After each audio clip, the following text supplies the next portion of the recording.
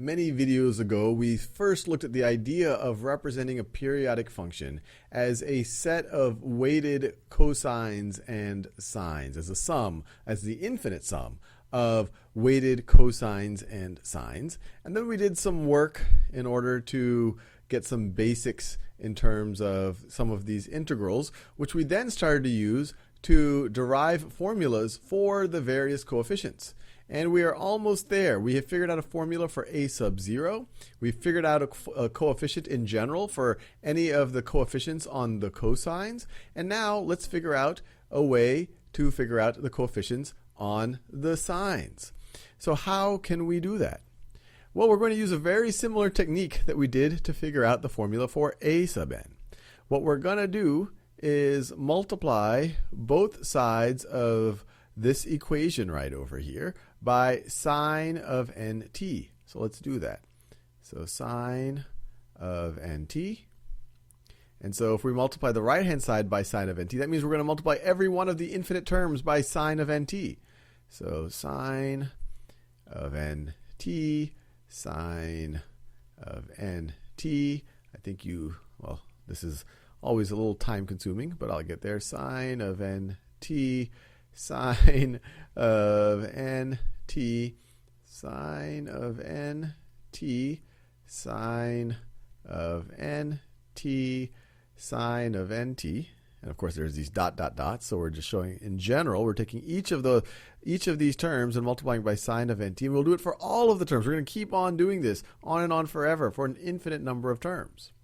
Well, now let's take the integral of both sides of this equation, the definite integral, from 0 to 2 pi. And once again, I'm picking that interval because 2 pi is the period of the periodic function that we care about. And everything else that I've been doing has been over that interval of 2 pi. So I'll just keep focusing it on that. So from 0 to 2 pi dt. And I could say the integral of this whole thing, but we know that the integral of a sum of a bunch of things is also the same thing as the sum of the integrals. And we also know that we could take these constant multipliers of expressions outside of integrals.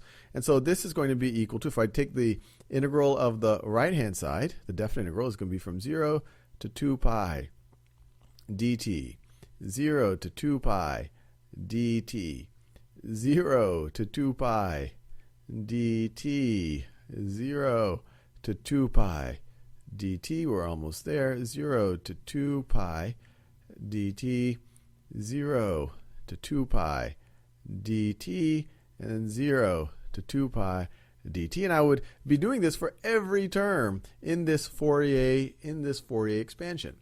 Now this is where some of that integration work is going to be valuable. We've already shown that sine of the definite integral from 0 to 2 pi of sine of nt dt is going to be equal to 0 for n being any integer. So we saw that right over there. So that tells us that that term is going to be 0. So that's going to be equal to 0. And we also know that when we take a cosine of something times t times the sine of something times t, where these are integers, and you take that definite integral, we know that that's going to be 0. So all of those are going to be 0.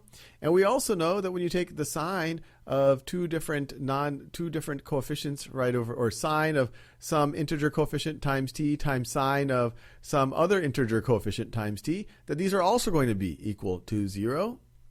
We saw that right over here. That is this property. And so really all you're left with, the only one that does not become 0 is this term right over here, where it's sine of nt times sine of nt. And what is that going to be equal to? Well, this inside of the integral, that's the same thing. Let me do this in a different color since I'm using orange to cross out everything that ends up becoming 0.